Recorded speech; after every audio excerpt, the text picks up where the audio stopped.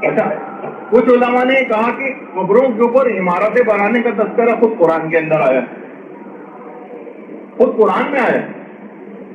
قرآن میں جو اصحاب کہف، اگر آپ جا کر پڑھیں خود سورہ کہف کے اندر، وَقَالُوا ابْنُوا عَلَيْهِمْ بُنْيَانًا، ان کی قبور پر عمارت تعمیر کرو۔ جو لوگ موجود تھے اصحاب کہف، جب دوبارہ قبروں کے اندر چلے گئے تو لوگوں نے کہا کہ ہم ان کی قبور کے اوپر عمارت تعمیر کریں گے۔ پھر کہا وَقَالَ الَّذِينَ غَلَبُوا عَلَىٰ أَمْرِهِمْ لِنَتَّخِذَنَّ عَلَيْهِمْ مَسْجِدًا، اور وہ لوگ جنہوں نے اپنے کام میں غلبہ حاصل کر لیا، وہ کہنے لگے کہ ہم ان کی قبور پر مسجد تعمیر کریں گے، ان کی قبور پر مسجد تعمیر کریں گے۔ علماء فرماتے ہیں قرآن نے جو وہاں موجود لوگ تھے ان کے نظریات کو بیان کیا، مگر ان پر کوئی تنقید نہیں کی، جس کے معنی یہ ہے کہ یہ نظریہ صحیح، ان قبروں کے اوپر تعمیرات جائز، وہاں پر مسجد بھی بنائی جا سکتی۔ یعنی اگر یہ قابل اعتراض یا حرام ہوتا تو قرآن فقط ذکر کر کے نہ رہ جاتا، قرآن کتاب ہدایت، لہذا قرآن نے ان نظریات کو بیان کر کے واضح کر دیا کہ اولیاء و صالحین کی قبور کی تعظیم کرنی ضروری ہے، ان کی قبروں کی حفاظت ضروری ہے، اور ان پر عمارتیں اور مقبروں کی تعمیر وہ بھی بالکل جائز اور صحیح۔ ورنہ خود قرآن یہ کہہ دیتا اس نظریے کو اظہار کر کے کہ ہم یہاں پر مسجد بنائیں گے، تو قرآن کو فوراً اگلی آیت میں اس بات کو منع کرنا چاہیے تھا کہ یہ نظریہ صحیح نہیں، یہاں پر مسجد نہیں بنائی جا سکتی۔ فقط ان کی اس بات کو ظاہر کر کے قرآن کا اس سلسلے میں خاموش ہو جانا اس بات کی نشاندہی کر رہا ہے کہ اسلام میں چیز جائز۔ اور کتب تاریخ کے اندر ملتے کہ خود صحن کعبہ، اس میں 70 یا اس سے زیادہ تعداد کے انبیاء کے قبور کا بھی تذکرہ ہے، اختلاف روایت ہے کتنی تعداد ہے۔ خود یہ جو مسجد الحرام کا صحن ہے خانہ کعبہ کے سامنے، اس کی زمین کے نیچے 70 انبیاء کے قبور، سب وہیں پر ہی نمازیں پڑھتے ہیں۔ عین اگر دیکھا جائے ان کے نیچے کسی جگہ پر ہیں ہوں گی نا قبریں، اور اس کے اوپر تمام مسلمان وہیں پر ہی نماز پڑھتے ہیں۔ اور اسی طرح سے ہجر اسماعیل میں آپ نے دیکھا قبر کے بالکل ساتھ ہی نمازیں ادا کی جاتی ہیں۔ پیغمبر نے آج تک کبھی نہیں روکا، پیغمبر کے اصحاب نے آج تک کبھی کسی کو نہیں روکا کہ یہاں پر قبور ہیں یہاں نماز نہ پڑھو، اس سے ہٹ کر نماز پڑھو، دور جگہ جا کے نماز پڑھو، ایسا کہیں پہ بھی نہیں۔ اور باقاعدہ حضرت ابن عمر سے ایک روایت ہے، کسی مسجد الخیف قبر و 70 نبی ہے۔ مسجد خیف جو ہے مینا میں مسجد خیف، یہاں پر 70 انبیاء کے قبور، 70 انبیاء کے باقاعدہ متفق ہے، ہماری کتابوں میں بھی ہے، اہل سنت کی کتابوں میں آج تک کبھی کسی نے اس کے ذوق کے متعلق کوئی بات نہیں کی۔ تمام علماء نے مناسک حج میں یہ والی روایت بھی نقل کی، جو تفصیلی مناسک ہیں جس کے اندر روایتیں وغیرہ بھی اکثر علماء نقل کرتے ہیں۔ تو خود مسجد خیف یہاں پر 70 انبیاء کے قبور ہیں، اور یہاں پر 100 رکعت نماز پڑھنا، جہاں پر یہ 70 انبیاء کی قبریں ہیں، 70 سال کی عبادت کا ثواب اسے دیا جاتا ہے جو مسجد خیف میں 100 رکعت نماز پڑھنا۔ وہ اتنا رش ہوتا ہے کہ وہاں پر کھڑے ہونے کی جگہ نہیں ہوتی مینا میں، اور کہا جاتا ہے کہ فقط یہاں پر ایک تسبیح الحمدللہ کی پڑھنا خراج عراقین یعنی کوفہ اور بصرے سے جتنا خراج اس زمانے میں آتا تھا، وہ اگر سارا بھی راہ خدا میں صدقہ کر دیا ہے تو ایک تسبیح الحمدللہ کے برابر ثواب نہیں، اس سے کہیں زیادہ ہے۔ تو آپ کو سوچیں کہ مسجد خیف اور الحمدللہ سبحان اللہ اور لا الہ الا اللہ پڑھنے کے ثواب الگ، تو 70 انبیاء کے قبریں خود مسجد خیف میں ہیں اور وہاں پر اتنی نمازوں کا حکم۔ تو اچھا، اسی طرح سے حدیثوں کے اندر برادران اہل سنت کے یہاں بھی اور ہمارے یہاں بھی کہ حضرت عیسیٰ کو انتقال کے بعد پیغمبر اسلام کی جو زری ہے، جو درمیانی والی زری ہے، لیفٹ درمیان میں جو لیفٹ والا جو کارنر، یہاں پر پیغمبر اسلام کی قبر ہے، دائیں طرف 2 خلفاء کی، اور اس کے بعد یہ لیفٹ 2 جو آپ کو قبروں کی جگہ ہے یہاں پر، یہ جو زری ہے، ایک میں حضرت عیسیٰ جب امام زمانہ علیہ السلام تشریف لائیں گے،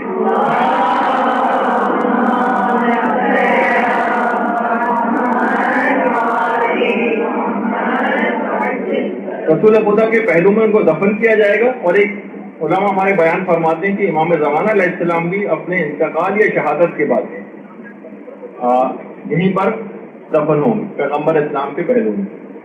تو بالکل برابر میں، یعنی مسجد نبوی کے بالکل برابر میں وہیں پر یہ قبر ہے، بالکل دیوار سے دیوار ملی ہوئی. تو مسجد کے ساتھ بھی قبر ہو سکتی ہے، جیسے کہ خود ہم روضہ رسول میں مسجد نبوی میں دیکھ رہے ہیں.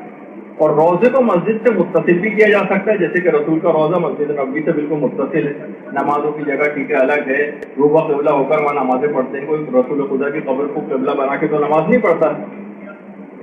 تو اس میں کوئی تضاد اور کوئی مخالفت نہیں ہے کہ جہاں پر قبر ہوگی اس کے برابر میں مسجد نہیں ہو سکتی. ایسا کچھ نہیں کیا وہاں پہ نماز نہیں پڑھی جا سکتی، ورنہ اس سے پہلے ذکر آگے کہ حضرت عائشہ کی نمازیں پھر کس طرح سے ہوئی ہوں گی. تو ان میں کوئی تضاد اور مخالفت نہیں. اور سنی شیعہ تمام روایات میں یہ بات آئی ہے، اور خود ملا یحضر الفقی میں بھی ہے، وسائل الشیعہ میں بھی ہے کہ رسول اللہ نے یہود و نصارہ پر لعنت کی تھی جنہوں نے اپنے انبیاء کے قبور کو مسجد بنا لیا. دیکھیے یہ چیز اکثر لوگ یہ پیش کرتے ہیں کہ تم نے اپنے انبیاء کے قبور کو مسجد بنا لیا.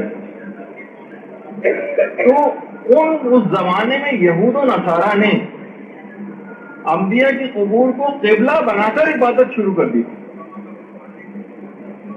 لیکن کوئی بھی قبر کتنی ہی مقدس کیوں نہ ہو اس کو قبلہ نہیں بنایا جا سکتا. مگر کسی چیز کے سامنے سجدہ، جبکہ ہم سجدہ خدا کو کر رہے ہیں یہ حرام نہیں. لیکن جب سجدہ آپ کرتے ہیں کوئی نہ کوئی چیز تو سامنے ہوتی ہے. اس کمرے میں مثلا اگر آپ پڑھ رہی ہیں نماز اور سامنے LCD ہے آپ کے لگا ہوا، تو آپ LCD کو تھوڑی سجدہ کر رہی ہیں. اور یا مثلا آپ کوئی خانہ کعبہ وہاں جا کے نماز پڑھ رہا ہے مسجد الحرام میں، تو ہمارے سامنے قبلہ کعبے کے طور پر ہوتا ہے، لیکن ہم کعبے کو سجدہ نہیں کر رہے ہوتے، سجدہ پروردگار عالم کو کر رہے ہوتے ہیں. کعبہ جو ہے اس کی طرف رخ کرنا ہوتا. تو دیکھیے اس زمانے میں نیا نیا اسلام آیا تھا. علماء نے کہا اول تو ان تمام روایات کے اندر بھی ذوف ہے کہ جو بہت سی روایات کے اندر اگر ممانعت آئی بھی ہے اس سے ہم آگے چل کر بات کریں گے. لیکن پیغمبر اگر کچھ وقت کے لیے ہم اس کو صحیح مان بھی لیں تو علماء فرماتے ہیں پیغمبر اسلام کو اس بات کی تشویش تھی کہ یہ قوم جو تھی یہ بت پرستی کی عادی رہی. ابھی نیا نیا اسلام اس نے قبول کیا، کہیں ایسا نہ ہو کہ پرانے بت پرستی کے طور طریقوں پر واپس چلے گئے. تو بہت سے احکام پیغمبر نے اس زمانے کے لوگوں کو مصلحت کو سمجھتے ہوئے وقتی طور پر کیے، لیکن جب وہ بت پرستی کا خطرہ ٹل گیا اور باقی نہیں رہا تو پھر اس کے بعد وہ ممانعت بھی ختم ہو گئی. اکثر علماء اہل سنت بھی اس بات کے قائل. اچھا دیکھیے پہلے زمانے میں قبیلوں میں کچھ مسابقت بھی پائی جاتی تھی، آپس میں بڑا کمپٹیشن ہوتا تھا. الحاق مستقاصر حتی زرتم المقابر، وہ اپنے مردوں پر بھی فخر و وباہت کا اظہار کرتے تھے. عربوں میں ایک رواج تھا.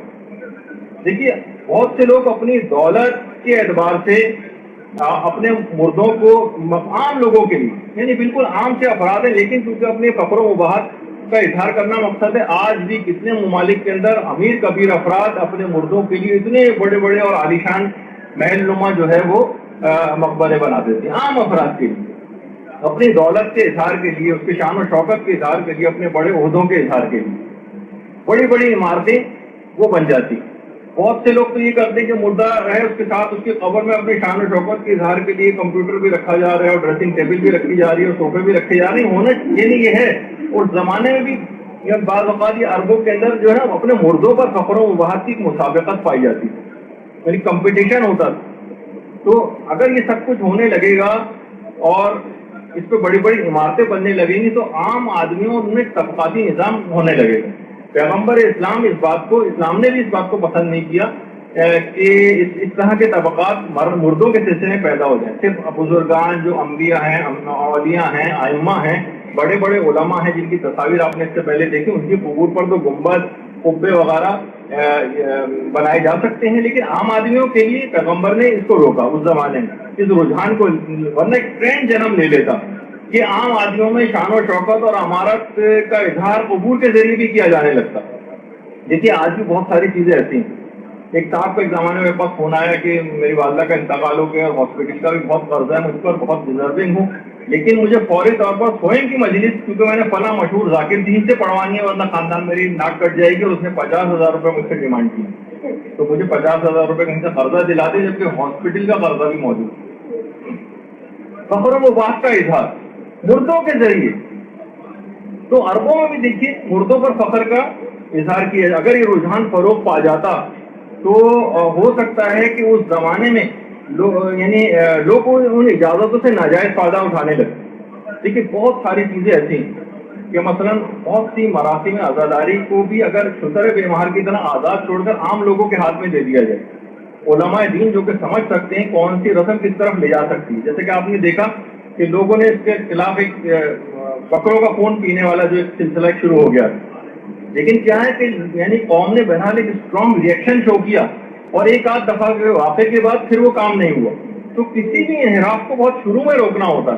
تو پیغمبر اسلام نے مستقبل کے خطرے کے پیش نظر کہ عام افراد کہیں بت پرستی کی طرف نہ چلے جائیں، ان میں یہ ٹرینڈ اور رجحان جنم نہ لینے لگے کہ ان اجازتوں کا فائدہ اٹھا کر اور وہ قبروں کو اس طرح سے بنانے لگے، عام افراد اپنی شان و شوکت کا اظہار کرنے لگے، طبقاتی نظام امیر اور غریب کا معاشرے میں مردوں کے ذریعے بھی قائم ہو جائے. تو پیغمبر نے اس کو فوری طور پر اس خطرے کو بھانپتے ہوئے اور اس کام کو شروع میں روکا. لیکن جب امت سے یہ بت پرستی کا اور اس طرح کے فخر و مباحث کے اظہار کا یہ خطرہ ٹل گیا تو اس کے بعد اس کی عمومی طور پر اجازت ہوگی، اور بعد میں کسی بھی صحابی نے اور کسی بھی اہل بیت میں سے بھی کسی نے یا بعد میں آنے والے تابعین اور تبع تابعین میں سے بھی کسی نے بھی اس پر کوئی اعتراض نہیں کیا، اور یہ کام بالکل جائز ہو گیا. تو دیکھیے بزرگان کی جو قبریں ہیں یہ شاعر خدا، شاعر کا احترام اصل میں خدا کا احترام. جس طرح ایک ملک کے سفیر کا احترام اس ملک کا احترام شمار کیا جاتا ہے، کسی کے ملک کے پرچم کا احترام اس ملک کا احترام شمار کیا جاتا ہے، بادشاہ کا قاصد جو کوئی خط لے کر آتا ہے اس کا احترام بادشاہ کا احترام سمجھا جاتا ہے. یہی وجہ ہے کہ پہلے زمانے جب ایلچی کوئی خط لے کر آتے تھے اور ایلچی کو قتل کروایا جاتا تھا تو اعلان جنگ اس بات کو سمجھا جاتا تھا، کیونکہ اس کا مطلب ہے کہ بادشاہ کا انہوں نے احترام نہیں کیا. ایلچی کا قتل کرنا اعلان جنگ سمجھا جاتا تھا. قیصر روم نے جب خط پھاڑا تھا پیغمبر اسلام کا، پیغمبر نے مختلف خطوط روانہ کیے تھے، قیصر روم کے پاس گیا تو اس نے توہین آمیز انداز میں خط کو پھاڑ دیا، جس کا تذکرہ ایک اگلی ہماری جو گفتگو ہوگی اس میں بھی آئے گا. تو توہین رسول تھی، کھلم کھلا توہین رسول تھی. اس میں صرف کاغذ کا ایک ٹکڑا نہیں پھاڑا تھا بلکہ پیغمبر کی توہین کی تھی. تو پیغمبر نے اس کے لیے بد دعا بھی کی تھی کہ خدا اس کی حکومت کو ٹکڑے ٹکڑے کر دے. تو بہرحال آپ نے یہ دیکھا کہ یہ چیزیں کہ اگر ہوتا ہے کہ بھائی صرف کاغذ کا ٹکڑا ہی تو پھاڑا ہے، کون سی ایسی کوئی پریشانی والی بات نہیں، ایسا نہیں تھا مطلب. تو آج تک دیکھیے کسی صحابی نے بھی، کسی تابعی نے بھی، کسی تبع تابعی نے بھی، متقدمین، متاخرین، متاخر المتاخرین علماء، کسی نے بھی حتیٰ کہ پانچوں مسالک میں سے بھی 4 مسلک اہل سنت کی اور ہمارا مسلک جو ہے، کسی نے بھی ان کو ڈھانے کا اور منظم کرنے کا آج تک کبھی فتویٰ نہیں دیا. نہ بے حرمتی کی، نہ توہین کی، نہ بوسہ دینا قبروں کو شرک قرار دیا، نہ ان کو ہاتھ لگانا شرک قرار دیا، نہ چومنا شرک قرار دیا. صرف ایک ٹولہ 1000 سال بعد نمودار ہوتا ہے اور ایک نیا دین ایجاد کرتا ہے. اور یہ فقط ہم یہ بات نہیں کہہ رہے، خود علماء اہل سنت یہ بات جو ہے وہ کہہ رہے ہیں. اور آپ تھوڑا سا اس کے متعلق کچھ سن لیجئے کہ اور غور سے سنیے گا اس سلسلے میں جو نظریہ ہے. جب قبر پکی کرنے کے بارے میں مانے تو مقبرے بنانے کے بارے میں کیا وضاحت ہے؟ کیوں بزرگوں کے مزارات اس بھی بنائے جاتے ہیں؟ کیا یہ درست ہے؟ ہاں، جو قبر پکی کرنے کی ممانعت ہے اس پر 2 ویوز ہیں. بعض سب یہ کہتے ہیں کہ یہ اوپر جو بنا ہوا ہوتا ہے یہ قبر ہے. بعض علماء نے کہا اس پر اختلاف ہے. بعض کہتے ہیں کہ قبر اس کو نہیں، اس کو تعویذ کہتے ہیں، یعنی قبر کا نشان کہتے ہیں اس کو. قبر عربی زبان میں حقیقت میں وہ جگہ ہے زمین کھودنے کے بعد جہاں میت کو رکھا جاتا ہے. نیچے گڑھا کھود کر دائیں طرف ذرا آگے نکال کر جیسے بند کرتے ہیں نا اینٹوں سے، تو اینٹوں سے بند کرنے کے نیچے زمین کا جو حصہ ہے علماء عرب کے کہتے ہیں کہ قبر وہ ہے. اوپر تو علامت ہے، نشان، پہچان کے لیے کہ یہ قبر پر ہے. تو جس میں میت رکھا جاتا ہے وہ قبر ہے. وہ ہر کوئی کچا رکھتا ہے اور حکم اس کا ہے کہ وہ کچی رہنی چاہیے. باقی اوپر کا جو نشان ہے تعویذ کا، یہ اس کی پختگی کے لیے، نشان کے لیے، علامت کے لیے کہ بعض گرد مٹ جاتی ہے، یہ کرنے میں بعضوں نے کہا مباح ہے. بعض اس کو ترجیح دیتے ہیں، بعض ترجیح نہیں دیتے، بعض مباح کہتے ہیں. تاہم اس میں گناہ نہیں ہے. جو گناہ کا عمل ہے وہ یہ کہ نیچے زمین کے جو کھودی جاتی ہے وہ پکی نہ ہو، اندر اس کو سیمنٹ نہ کیا جائے، وہ کچا رہو، کیونکہ مردہ جسم جہاں رکھا جا رہا ہے زمین میں اس کو پختہ کرنے کی کوشش نہ کریں. بس یہ بات. باقی جو چیزیں وہ پھر اس کے لیے پرمیسیبل، مباح ہو جاتی. حرج نہیں. حضور اسلام کا اپنا مزار اقدس 1400 سال سے امت نے پہلی صدیوں میں ڈیل کیا ہے نا. مزار پاک، اونچی قبر مبارک بھی حضور کی. سیدھا آپ فوٹو دیکھتے ہیں کہ سیدنا صدیق اکبر، سیدنا فاروق اعظم پر خلاف بھی ہے. وہ تو پاکستانی نہیں نہ کرتے، وہ تو ساری زندگی عرب لوگ ہی رہے ہیں نا جو تو ڈیل کرنے والے تو عالم عرب میں. اور یہ صرف پاک انڈیا کا معاملہ نہیں، آپ عراق جائیں تمام مزارات اسی طرح. پہلے عراق کا عقیدہ بھی یہ ہے. شام جائیں تمام مزارات شام میں اسی طرح. میں تو جاتا ہوں، میں تو دیکھتا رہتا ہوں. پہلے شام سیریا کا عقیدہ بھی یہ ہے. ایران میں جائیں ان کا عقیدہ بھی یہ ہے. مصر میں جائیں، میں مصر سے ہو کے آیا ہوں، امام شافعی کا، سیدہ نفیسہ کا، بڑے بڑے اکابر اولیاء اللہ کے سب کے مزارات اسی طرح جیسے پاکستان انڈیا کا رواج ہے. ان کا عقیدہ بھی یہ ہے. میرا مقصد بات کا یہ ہے کہ ترکی جائیں، مولانا روم اور ابو ایوب انصاری رضی اللہ، فوٹو دیکھیں نا مزارات کے، ان کے بھی مزارات گنبد کے ساتھ اسی طرح. تو جو لوگ یہ کہیں ان سے کہیں کہ یہ آپ ہی کا عقیدہ ہے، باقی سارا عالم عرب ایک سعودی عرب کو چھوڑ کر. اور سعودی عرب کا بھی یہ تازہ 70 سال کا عقیدہ ہے کہ مسمار کی ہیں قبریں. 70-75 سال پہلے تک وہاں بھی مزارات اور گنبد ہوتے تھے، پورے 1400 سال سے. پرانی فوٹوز ہیں. حضرت فاطمہ زہرا کا مزار اور گنبد تھا، عثمان غنی رضی اللہ تعالیٰ عنہ کا مزار گنبد تھا، حلیمہ سعدیہ کا تھا، اہل بیت اطہار کا تھا. تو یہ گرائے ہیں. حضرت آمنہ کا تھا. پرانے فوٹو موجود ہیں کتابوں میں. تو یہ بھی جب 25-24 میں یہ اقتدار پر آئے، پھر 40s میں تو بلڈوز کیے ہیں اب. تو وہ عقیدہ جو 70 سال میں اب آیا ہے وہ درست ہے.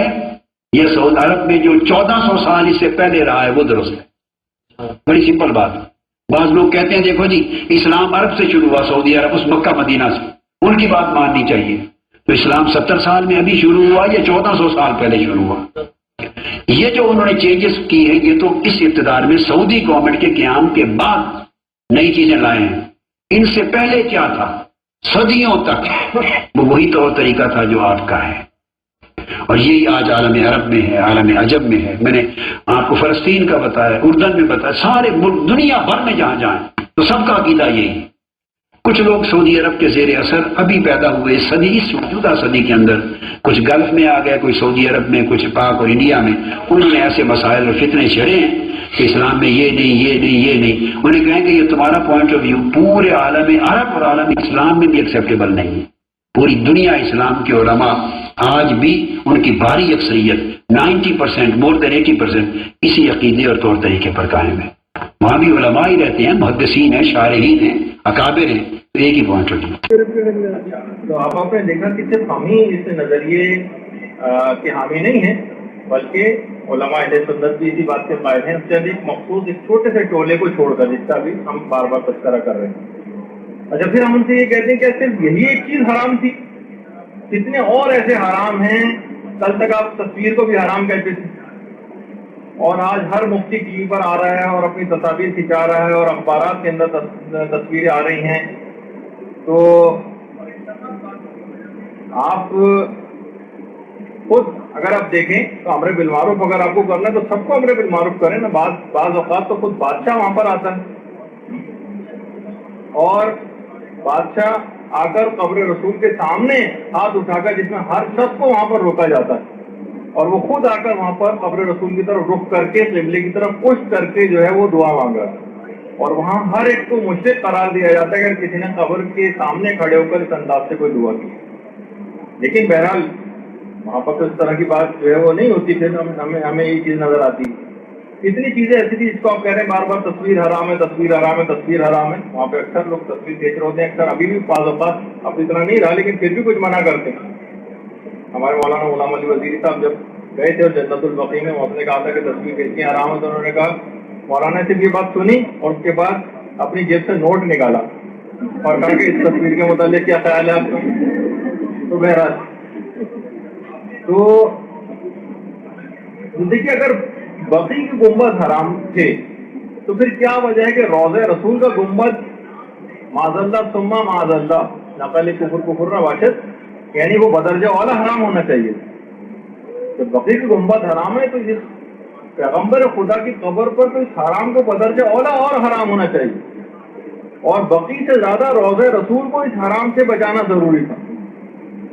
دیکھیے اس میں تقیہ آپ نے کیا ہے، وہاں تو شرک نہیں ہوا. مثلا غیر اللہ سے مدد مانگنا شرک ہے آپ بھی کہتے ہیں، تو امریکہ اللہ کے دشمن سے مدد مانگنا تو بدرجہ اولا شرک عظیم ہوگا. یہود و نصارہ کو قرآن کہہ رہا ہے اپنا دوست نہ بناؤ، لیکن امریکہ اور اسرائیل کے ساتھ مل کر مسلمان ملکوں پر چڑھائی کرنے کی بھی تیاریاں بعض اوقات دیکھنے میں آتی ہیں۔ یہ چیزیں شرک ہیں۔ تو بہرحال فقط یہیں کی حد تک بات نہیں، اپنی کتابوں میں تو اس شرک کا دائرہ انبیاء تک لے جایا گیا۔ ان کو اپنی کتابوں میں بھی ہے کہ باقاعدہ حضرت آدم اور حوا کا جو تذکرہ جو انہوں نے شیطان کا کہنا مانا تھا، انہوں نے کہا کہ اصل میں شرک کی دو قسمیں، ایک اطاعت کے اندر شرک ہوتا ہے اور ایک عبادت میں شرک ہوتا ہے۔ حضرت آدم نے جو شیطان کا کہنا مانا تھا تو شیطان کی عبادت نہیں کی تھی، یعنی ان کا یہ شرک فی الاطاعت تھا، شرک فی الطاعت، نہ کہ شرک فی العبادت۔ یعنی حضرت آدم کو بھی معاذ اللہ ثم معاذ اللہ انہوں نے کہا کہ انہوں نے عبادت میں انہوں نے اطاعت کے اندر شرک کیا۔ تو شرک کا دائرہ فقط عام انسانوں کی حد تک بات نہیں ہے، عام لوگوں کی حد تک، بلکہ انبیاء تک بھی اس کے دائرے کو وسیع کر دیا گیا ہے کہ یہ شرک ان سے بھی ہو سکتا ہے۔ تو آپ اس لحاظ سے یہ تمام چیزیں دیکھیں تو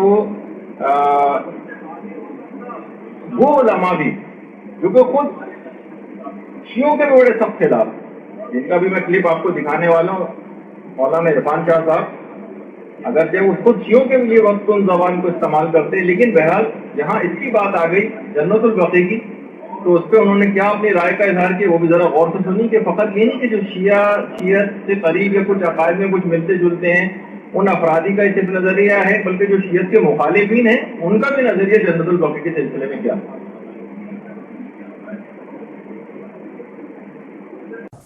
کہ کچھ عرب ممالک میں مزارات کو منہدم کیا گیا، تو اس حوالے سے آپ تھوڑی تاریخی روشنی اگر ڈال دیں کہ کن مزارات کو منہدم کیا گیا اور ان کی بے حرمتی کیوں کی گئی اور اس کی شرعی حیثیت کیا ہے جو بندہ مزارات کی بے حرمتی کرے۔ کہ پچھلے 150 سال پونے 200 سال سے پہلے کبھی یہ مسلمانوں میں جو مسلمان پہلے گزر گئے جی، ان کا یہ متفقہ طریقہ تھا، سبحان اللہ۔ لیکن بعد میں کچھ نام نہاد مسلمان جو کلمہ کو تو ہیں ہی، کلمہ پڑھتے ہیں، لیکن آپ کو پتہ ہے کہ کلمہ پڑھنے کے بھی کئی معیار ہیں، وَمِنَ النَّاسِ مَن يَقُولُ آمَنَّا بِاللَّهِ وَبِالْيَوْمِ الْآخِرِ وَمَا هُم بِمُؤْمِنِينَ۔ ان کے اندر دو باتیں تھیں، ایک تو فکری غلطیاں بہت ہیں ان کے اندر، اور دوسری جو ان کے اندر خرابی ہے وہ یہ ہے کہ وہ بہت سخت ہیں۔ ان کا خیال یہ ہے جو کچھ ہم سوچیں وہی دین ہے، صحیح، پورا عالم اسلام جو کچھ مرضی سوچتا رہے، ان کا عمل جو بھی ہو، فتویٰ جو بھی ہو، بس جو ہم سوچتے ہیں وہ دین ہے۔ لہذا انہوں نے کیا سوچا؟ انہوں نے یہ سوچا کہ نبی کریم علیہ السلام نے حضرت مولا علی شیر خدا کو فرمایا تھا قبریں برابر کر دو۔ یہ بنیاد بنا کے بقیع شریف پر بلڈوزر پھیر دیا گیا۔ جنت المعلی میں مکہ مکرمہ کا جو مقدس ترین قبرستان ہے اس پر بھی بلڈوزر پھیر دیا گیا، قبریں بلڈوز کر دی گئی ان مقدس ہستیوں کی کہ میں سمجھتا ہوں کہ آج اسلام کو جو اشاعت، شوکت، عظمت حاصل ہوئی ہے ان میں ان کا خون بھی شامل ہے، سبحان ان کے مال شامل ہیں، ان کی قربانیاں شامل ہیں۔ ان کے آثار کو اتنی بے دردی کے ساتھ ان لوگوں نے جن کی آج حجاز مقدس پر جو اپنی حکومت بنائے بیٹھے ہیں، جی، ان کے مفتیوں کے فتاوی کے مطابق ان قبروں کو بلڈوز مسمار کر دیا گیا۔ حتیٰ کہ میں یہ اس بات کا خود گواہ ہوں کہ ایک شخص سے جب میں نے 2006 کے حج میں سوال کیا، وہ پروفیسر تھا مدینہ منورہ میں یونیورسٹی میں، اس سے اسی مسئلے پر اتفاقاً بات ہو گئی سرکار کے روضہ اقدس کے بالکل قریب، تو میں نے اس کو کہا کہ دیکھو نبی کریم علیہ الصلوۃ والسلام کا روضہ مقدس تمہارے سامنے ہے، اور یہ ہمارے لیے دین کا سب سے عمدہ نمونہ ہے۔ قبروں کے بارے میں اگر تحقیق کرنی ہو کہ کس حال میں ان کو رکھا جا سکتا ہے جی، تو یہ مثال آپ کے سامنے، نبی پاک کا روضہ مبارک ہے، ساتھ دونوں یار ہیں سرکار کے شیخین کریمین، ان کی قبریں ہیں، ان کے اوپر یہ گنبد ہے تمہارے سامنے موجود ہے۔ تو جس ہستی کا گنبد مبارک بنایا جا سکتا ہے، ان کی بیٹی کا گنبد شریف رکھنا یا پردہ رکھنا ان کی قبر کا، یہ کیسے حرام ہو سکتا ہے؟ میں نے براہ راست یہ سوال کیا، تقریباً 15-20 آدمی یہاں اس علاقے کے UK سے تعلق رکھنے والے بھی وہاں موجود تھے، جی ان کے سامنے میں نے اس کو کہا جواباً اس بدنہاد شخص نے، آج بھی دل میرا خون کے آنسو ہوتا ہے، جواباً اس نے کوئی 15-20 مسلمان جو میرے ساتھ تھے وہ گواہ ہیں اس بات کے، اس نے یہ کہا کہ اس گنبد کو بھی ہم جائز نہیں سمجھتے۔ استغفر۔ تو میں نے کہا اچھا جائز نہیں سمجھتے تو پھر رکھا کیوں ہے؟ ان کو جو گرا دیا ہے، تو کہنے لگا کہ تم جیسے جو لوگ ہیں انہی کا ہمیں خطرہ ہے کہ اس کا بہت زیادہ احتجاج کریں گے۔ اچھا، ایک تو مجھے اس کی سوچ پر بہت رنجیدہ ہوا میں، لیکن ایک بات کی میرے دل میں خوشی بھی ہوئی کہ عاشقان مصطفیٰ اگرچہ بہت منظم نہیں ہیں، بکھرے ہوئے ہیں، لیکن اس کے باوجود ابھی تک بھی ان گستاخوں کے دماغوں پر ان کا اتنا دبدبہ موجود ہے کہ محسوس کرتے ہیں کہ ہم کہیں شاید منہ دکھانے کے نہ رہیں۔ لیکن میں اس کو پھر بھی احساس دلایا، میں نے کہا یہ کوئی تمہاری مہربانی نہیں ہے۔ کیوں؟ کہ ہمارے احساسات اسی طرح مجروح ہیں، واللہ العظیم میں قسم اٹھا کر یہ بات کہتا ہوں کہ میں نے اس کو بھی یہ بتایا، میں نے کہا ہمارے احساسات اسی طرح مجروح ہیں کہ معاذ اللہ اگر تم گنبد خطرہ کے ساتھ ایسی کوئی حرکت کرتے تو جتنے دل ہمارے رنجیدہ ہوتے اس سے کوئی کم رنجیدہ اس بات پر نہیں ہے کہ رسول خدا کی بیٹی کی قبر انور کو اگر ننگا کر دیا گیا ہے اور قبر رکھی نہیں گئی۔ یعنی دیکھیں جس قدر نازک تعلق ہمارا ایک امتی کا اور ایک عاشق کا نبی کریم علیہ السلام کے ساتھ ہے، اس تعلق میں جو احساس، جو لطافت اور نزاکت ہے، سبحان اللہ، میں یہ سمجھتا ہوں کہ حضرت خاتون جنت کے بارے میں ہر اس مسلم کے احساسات اتنے ہی لطیف ہیں، اس حیثیت سے کہ اللہ کے رسول تو صرف آپ ہی ہیں ہمارے آقا، سبحان اللہ، مگر جتنا قریب ہے حضرت سیدہ خاتون جنت آپ کے، میں اس بارے میں کچھ بیان نہیں کر سکتا۔ وہ نبیہ نہیں ہے، نہ اللہ تعالیٰ نے عورتوں کو نبی بنایا، مگر ہمارے آقا کے جگر کا ٹکڑا ہے وہ۔ سبحان اللہ، احادیث صحیحہ میں یہ موجود ہے۔ موجود ہے۔ تو جس شخص کو سرکار سے کچھ شرم آتی ہو کہ آپ کی ہم ایسی انسلٹ نہیں کر سکتے، آپ کے روزہ اطہر کی بھی، ایسے شخص کو ضرور حضرت سیدہ عائشہ صدیقہ طیبہ طاہرہ ام المومنین صدیقہ بنت صدیق، سبحان ان اللہ، کی قبر انور کو گراتے بھی شرم کرنی چاہیے تھی۔ حضرت خدیجۃ الکبریٰ الاماں، پہلی ماں، کہف امن و امان، سبحان اللہ، جیسے کہ کہف ہوتے ہیں نا جا جو کہ پناہ بن جاتی پناہ ہے، بن جاتی، سبحان اللہ، تو اعلی حضرت مولانا شاہ احمد رضا فرماتے ہیں کہ وہ پہلی ماں ہے مومنوں کی جو اسلام کے لیے کہف کا درجہ رکھتی ہے، سبحان اللہ، کہف امن و امان، جس نے امن و امان فراہم کیا ہے اسلام کی غربت میں غربا کو۔ غربا، واہ، ان کی قبر انور کو جب بلڈوزر کا، یعنی میں سمجھتا ہوں کہ وہ جس سے وہ کرش کرتے ہیں چیزوں کو، ایسی چیز لگائی گئی تو اس منافق کا دل کیا کانپا نہیں جس نے یہ حکم دیا، اور وہ بھی یقیناً منافق ہے کہ جس نے یہ حرکت کی اور اس کے دل کے اندر کوئی خیال نہیں آیا۔ دیکھیے یہ کوئی کنکریٹ کی چیز نہیں ہے، نہیں ہے، صحیح بات، اس کا تعلق تو مومن کے احساسات سے ہے، اس کے اللہ، جذبات سے ہے، اس کے ایمان سے ہے اس کا تعلق۔ اس کو اس انداز سے مت دیکھیں، یہ قبریں کچی بھی کیوں نہ ہوں، خدا کی قسم 100 منزلہ محلات جو ہیں وہ اس کچی قبروں کی جو عظمت ہے اس کے سامنے ہمیں وہ بالکل بونی وہ بلڈنگیں نظر آتی ہیں۔ کیوں؟ کہ عظمت تو مکین کی ہے، مکین، جو وہاں تشریف فرما ہے اس کی عظمت ہے، لیکن جس حالت میں ہمارے سے پہلے مومنین نے ان کو رکھا، جس عظمت کے ساتھ رکھا، سبحان اللہ، جی آج بھی وہاں شاہی قبرستان میں تو آداب اور رکھے گئے ہیں۔ وہ کون شاہ ہیں جن کی قبروں کو محفوظ رکھنے کے لیے صرف جو گیٹ بنائے گئے ہیں وہی بڑے بڑے محلات کے برابر ہیں، اور اندر کون سلائے ہوئے ہیں؟